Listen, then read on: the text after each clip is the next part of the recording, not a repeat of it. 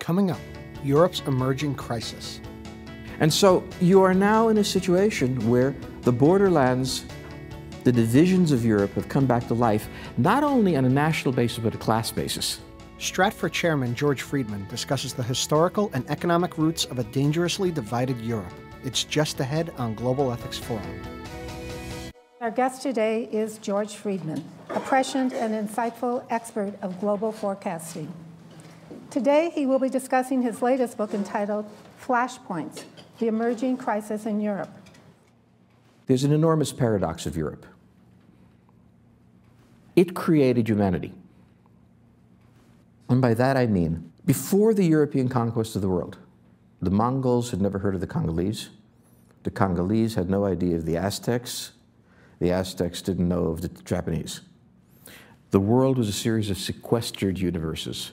And what the British and the French and the Spanish did is ripped apart the veil, the very comforting veil of a small world. And for the first time identified humanity as a whole and forced humanity to be aware of itself. It wasn't their intent. Their intent was gold and land, and the outcome, however, was to create the first global human civilization, such as it was. They also conquered nature.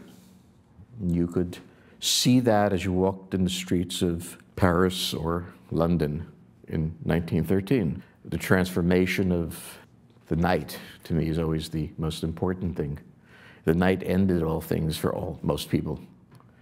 Now, it was simply another time of the day. You turned on the lights, you turned on the heat, and you moved on.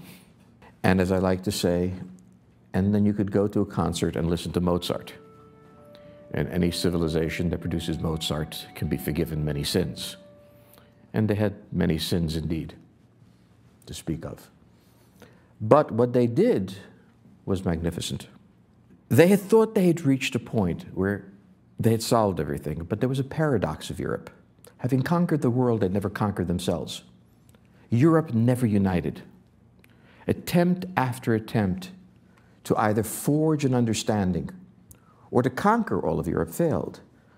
The Spanish failed, the French failed, the Germans failed, and the British didn't even try.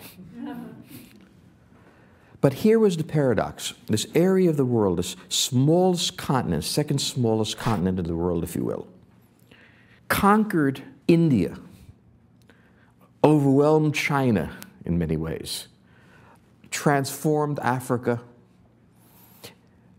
Even though there was a revolution, still shaped Latin America and North America, reshaped the world, and yet could never bring peace in Europe. The conquest of the world coincided with a civil war in Europe that never ended. When you look at Europe's geography, you understand it. There are peninsulas and peninsulas coming off of peninsulas and islands and mountain ranges that can't be passed and vast steppes. No one could militarily conquer it. No one could bring it together. No one could eliminate the tiny peoples, the Hungarians, and replace them with a general European. So to this day, in Europe is the second smallest continent, or the smallest if you're willing to dismiss Australia as a continent, which I am, but my wife isn't. She's from Australia. But it's the second smallest continent, and it has 52 sovereign nations. You can drive through the northwestern part of Europe, and in 3 hours, pass through 4 languages, and endless malice. The French have not forgotten what the Germans did. The Germans remember what they did, but think that happened to someone else. The Flemish hate the Walloons in Belgium, and the Dutch think they float above all of this. Yet no one floats above Europe in any way. And if you travel through this place and you drink late at night in a kind of working class bar, you see Europe. As my father used to say, never forget, never forgive, which I think should be the slogan of the European masses, if not of the financial elite who are happy to forget anything. This inability to unite culminates in 31 years of horror. From 1914 to 1945, in the most extraordinary collapse of a civilization that you could imagine, the Europeans killed, for political reasons, 100 million people, give or take. This in a continent that never had more than 500 million people. The slaughter was extraordinary. Genghis Khan couldn't pull this off. And what they did to themselves between 1914 and 1945, at the Battle of the Somme, in the starvation of Ukrainian peasants, in the Holocaust, in Hiroshima, to go out of Europe for the moment. What was done was extraordinary by Euro-American civilization. What was the most extraordinary thing was it was a magnificent civilization. It was a civilization of culture and of science. It was a sophisticated place, which teaches us something about the distinction between sophistication and decency. It was a place that you would not imagine was possible. In fact, Norman Angell, who won the Nobel Prize, wrote a book called The Great Illusion, in which he demonstrated convincingly that given the interdependence of Europe, given the financial consequences of a war, it was impossible that a war should take place. He wrote that in 1910. And he was a very smart man, but there was a belief in Europe, which is very important to remember when we talk about the EU, that if you have economic stability, no one is crazy enough to upset that. That reasonable people, and we all knew that Europeans were reasonable people, the quintessence of reasonableness, they all understood fully and completely that there could be no war. Of course there was. And it was a war that was unimagined by any of the people beforehand.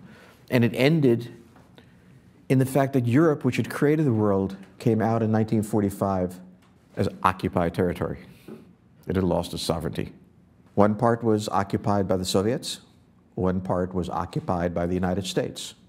Each treated the occupation differently, but it was a fundamental truth. The essence of sovereignty is war and peace, to be able to decide it.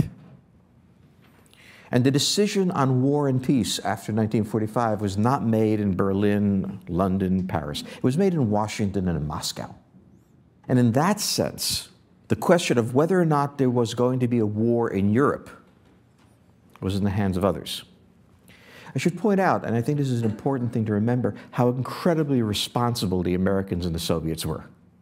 The management, the care which they took not to allow the war to happen, in retrospect, living through it was a different matter, was extraordinary. Imagine the people, the diplomats in 1914 in Europe, or in 1939, having nuclear weapons. Would they have been so cautious? I say this only because whenever I travel to Europe, I'm accused of being a cowboy. I don't like cows, I don't like horses. Loud noises scare me, so I don't know why, but they have this image of the Americans as being cowboys. A continent that killed 100 million people in 31 years regards the Americans as violent.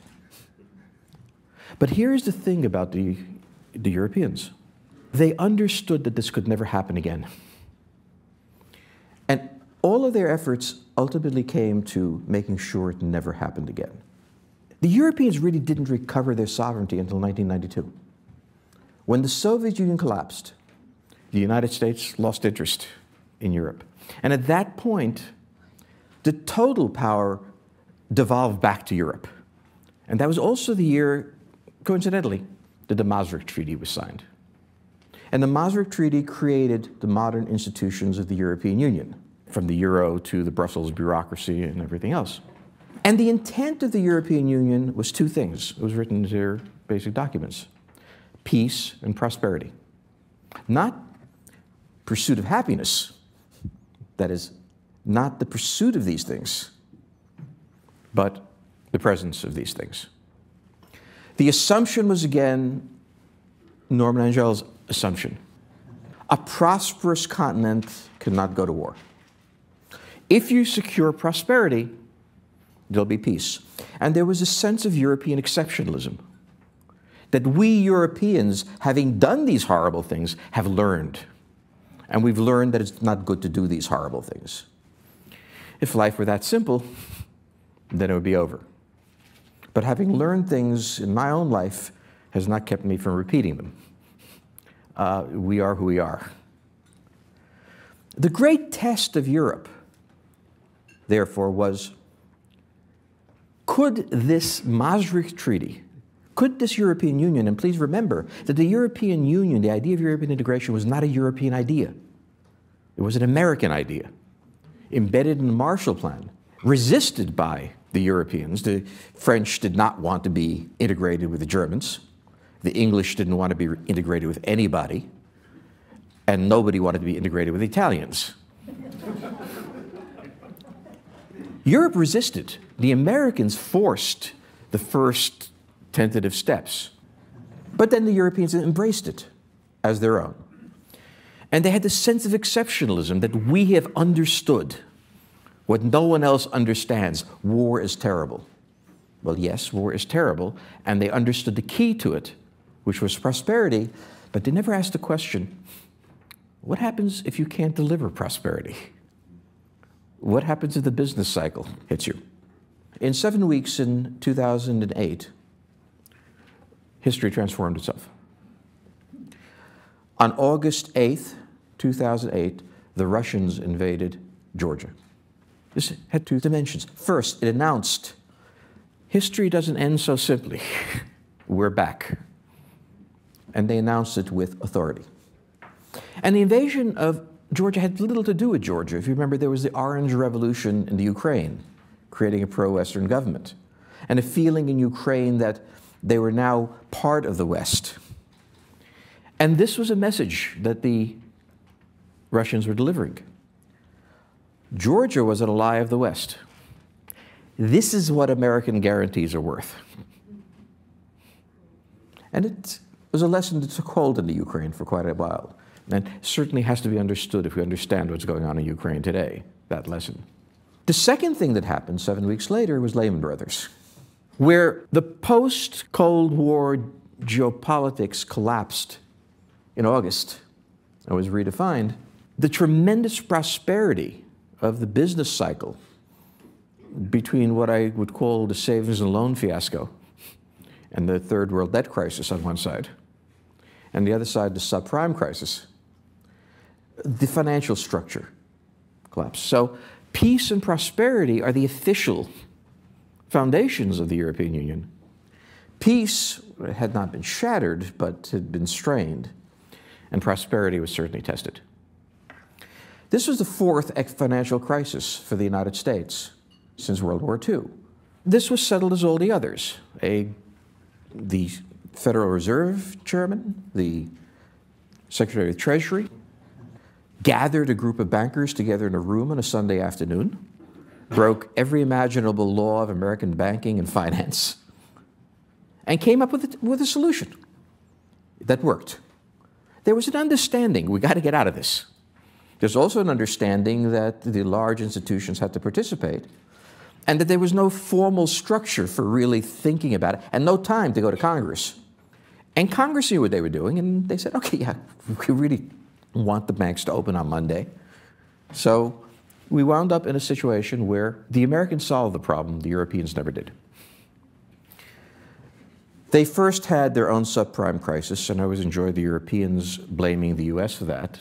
I point out, yes, we sold you Carnegie bonds, but you bought them. They don't seem to draw a connection here. The essential problem of Europe is that Germany exports over 50% of its GDP. The fourth largest economy exists with half of its economy dependent on exports. Of those exports, about a little over half go to the European free trade zone. The Germans need that free trade zone because if they were blocked from access to these countries, their economy would, if not collapse, be reeling at the very least. So when the Germans threaten to throw people out, everyone they throw out is a market they potentially lose. And hence, in 6 years, they've thrown no one out, but they have been very aggressive in lending to them at various times so they can continue buying their goods. The German control of the euro, which was political, fixed its price at a level that benefited the Germans, but didn't give the Greeks, for example, the ability to devalue when devaluation would have solved many problems for them early on. The regulations of Brussels were such that it was almost impossible for entrepreneurial activity to take place, plus the tax code was so punitive to anyone successful that you'd be crazy to try to be an entrepreneur. There was no Google threatening Siemens. The German corporations and the other European corporations of the 1950s style remain intact, where in the United States, Digital Equipment, Prime, Data General went reeling when Microsoft came up. No such thing happened in Europe. So Europe remained very stable and very needy of itself. The result was, since you couldn't be entrepreneurial legally, you were entrepreneurial illegally. The only way to start a business and have any chance of surviving is in the black. Because if you follow the regulations, if you follow the tax code, you couldn't possibly survive. Not that the Greeks really respected the tax code. But I mean, this is an old story in Europe, which is that the government creates regulations and then fully expects everybody to disobey them, because the government knows that if you obey them, unemployment will surge in Romania, will surge in Poland, and so on and so forth. So the European institutionalization of regulations, which if followed would crush you, forced huge amounts of the economy off into the black market. That cut the tax base and created a sovereign debt crisis. The countries couldn't pay off their debt. The next thing that happened was a debate, and two narratives emerged. In one narrative, the shiftless, lazy, self-indulgent Greeks fooled the naive and simple Deutsche Bank examiners into making them loans. In the other narrative, which now is being heard, the Germans rigged the EU to make certain that their need for exports, that it was a real need, they couldn't back off, their need for exports was protected. So in one story, it was the irresponsibility of everybody in Europe. On the other story, it was the Germans being Germans again.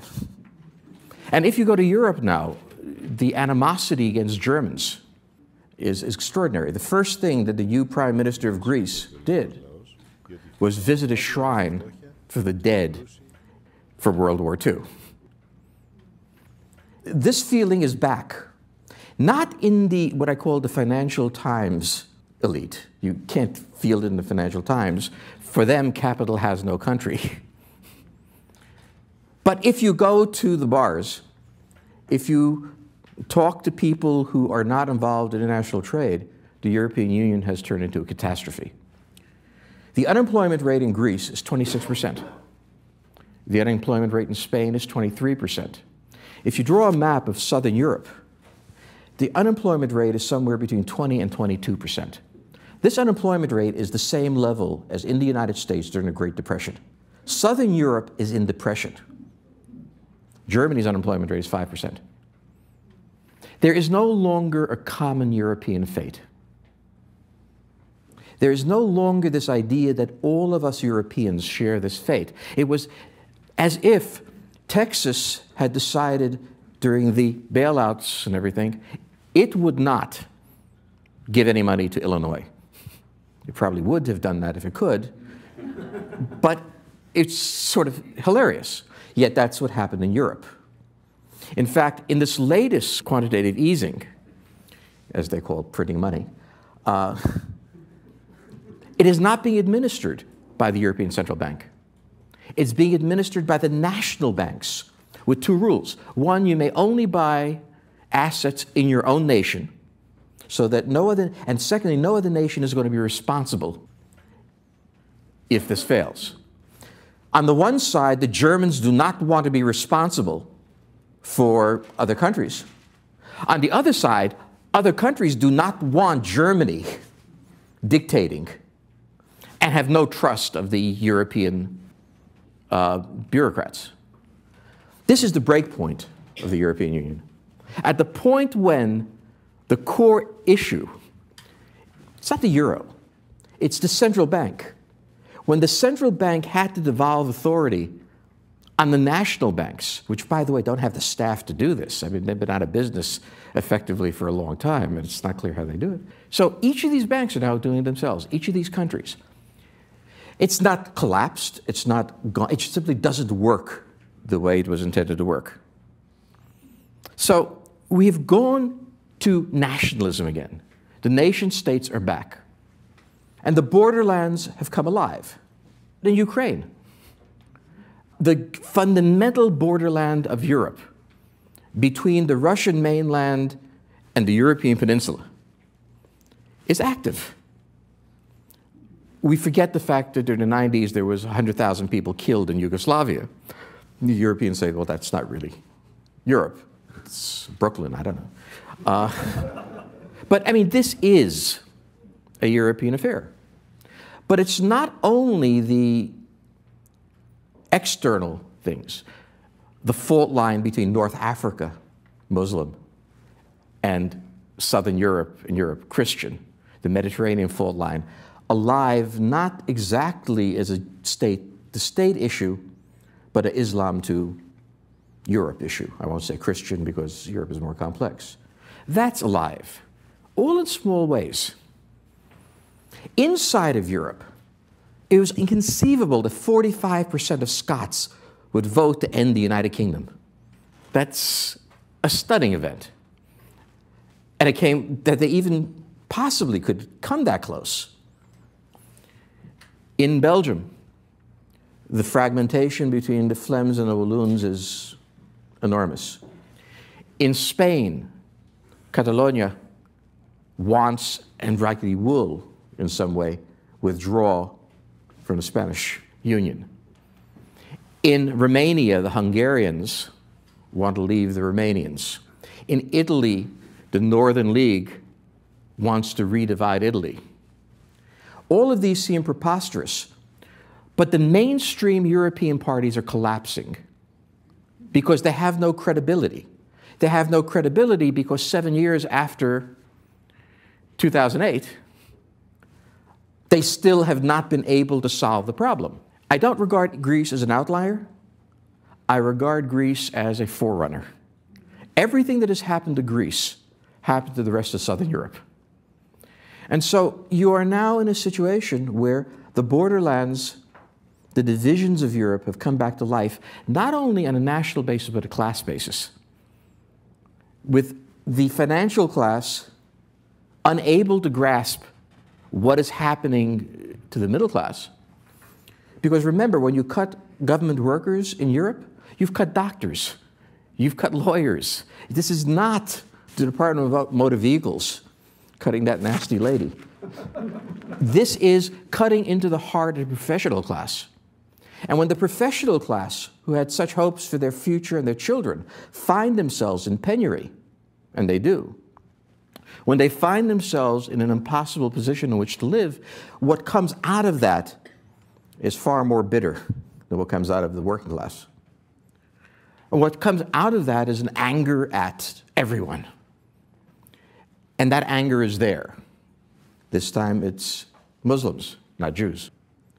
But there's a wide umbrella to include in there.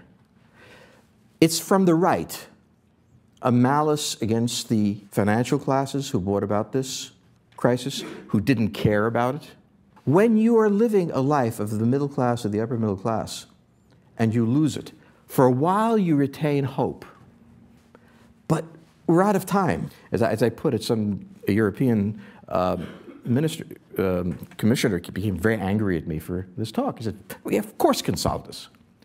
So I said, good idea, do it.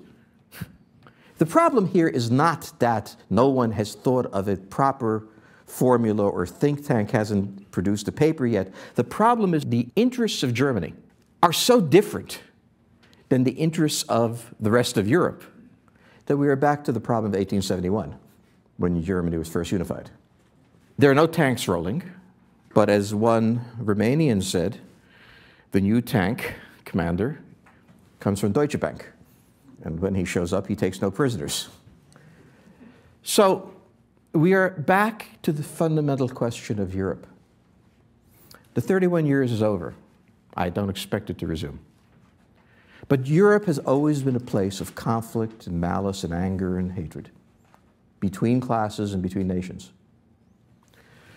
You can't go to Europe and talk to people and not hear it.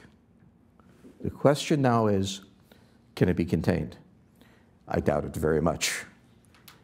The period from 1992 to 2008 was an interregnum and an unnatural one. Europe is returning to itself. And when Europe gets sick, the world gets sick with it. And this is a very dangerous situation. And you could see it, first of all, in Ukraine.